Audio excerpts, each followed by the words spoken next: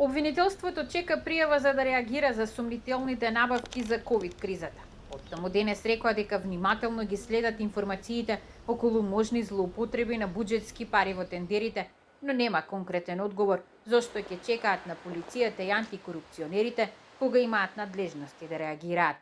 Обвинителството очекува институциите во чија надлежност откривање на кривични дела да постапат согласно своите надлежности и до обвинителството да достават соодветен поднесок по кој обвинителството понатаму ќе преземе действија за расчистување на случаите. Во време на кризата, како што вчера објави ТВ24, Тетовскиот здравствен дом се подновил со Opel Cross во кој освен додатоците поврзани со безбедноста, се барале и кожен волан, вградени звучници и 7-инчен екран на допир.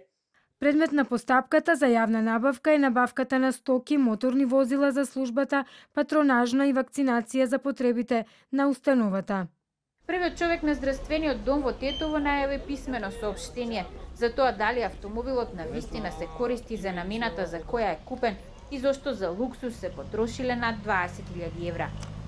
Од Министерството за здравство се оградија, бидејќи тендерите со обврска на секоја здравствена институција посебно и побараа да се истражи случајот. За наодите на Центарот за граѓански комуникации ќе расправаат наредната недела и антикорупционерите.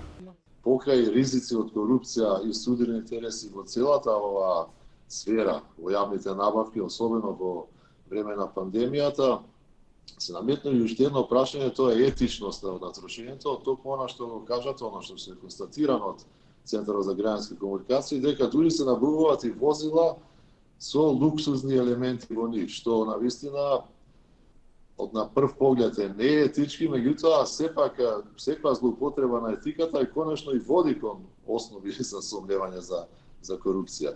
Во меѓувреме се чека на разврска и на констатацијата на државниот ревизор дека буџетот е во минус 23 милиони евра поради тоа што фирмите кои земаа помош од државата за време на ковид пандемијата не ја вратиле.